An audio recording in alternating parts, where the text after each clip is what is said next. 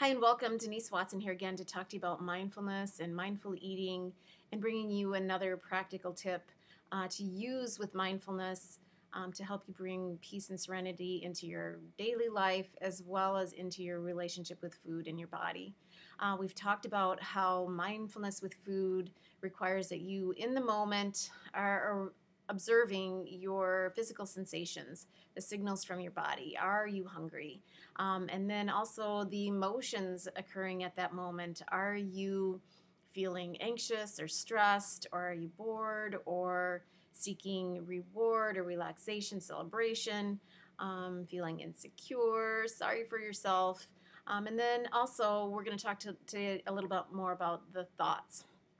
Our thoughts create those emotions, which create the physical symptoms. So, for instance, you are feeling, oh my gosh, you've got an exam tomorrow, or you've got a big presentation tomorrow. So you're creating all this fear and anxiety about what's coming up tomorrow.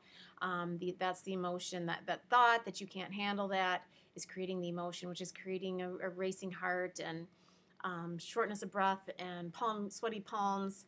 What other thoughts are occurring at that moment? And it has something to do with you're not good enough, you're not smart enough, you're not worthy, you're not pretty enough, you're not thin enough.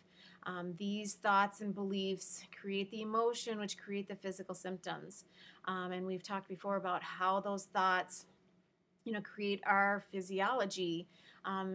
Who would have thought that your thoughts and beliefs have as much influence over your genes as whether you exercise, what you eat, the environment you grow up in, and this is called epigenetics, which means above the genes, that your genes do not, like they used to think, gene determination determines your physical outcome, how your life is going to go. That these thoughts and our lifestyle choices have as much influence on turning on or off our genes as the genes themselves. So let's talk about guilt. If you have guilt in your choice of foods, creating the physical fight or flight response, that stress response.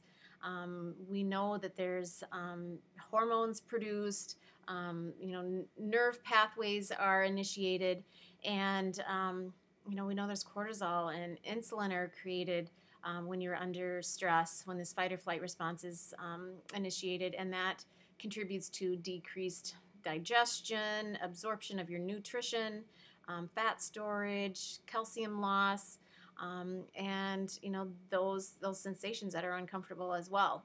So choosing your food without guilt is physiologically beneficial. Having that one cookie and enjoying it, the person that eats it with enjoyment is going to have the rest and digest phase of a response in the body initiated because they're enjoying it. They're feeling nourished and satisfied, where somebody eating it with guilt may end up binging on the entire bag of cookies because they feel so badly about themselves. And so choosing to eat guilt-free.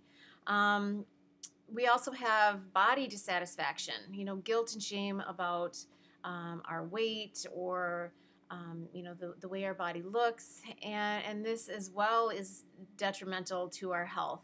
Studies show that when we have a decreased body dissatisfaction, increased body dissatisfaction, negative body image, that we are more likely to feel like the quality of our life is diminished. There's a link between body weight dissatisfaction and an increase in the onset of type 2 diabetes. And we just talked about potentially why that could happen, that binging behavior because of the guilt.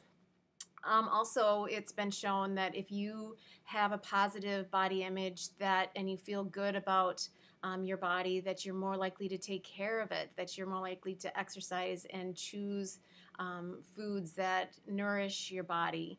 So it's kind of a vicious cycle. If you don't accept and feel good about your body or your weight, you're more likely to make choices that are not going to get you to where you want to be.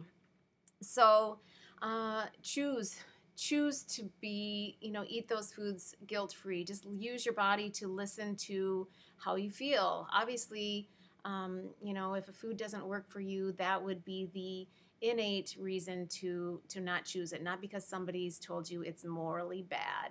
And just use your body to determine what foods work for you and the quantities that work for you, the timing and the quantity, and make your decisions based on that.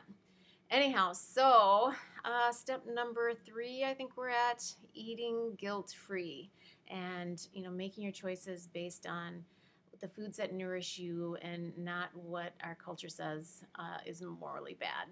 Anyway, I'll be back again. Talk to you soon. Thanks.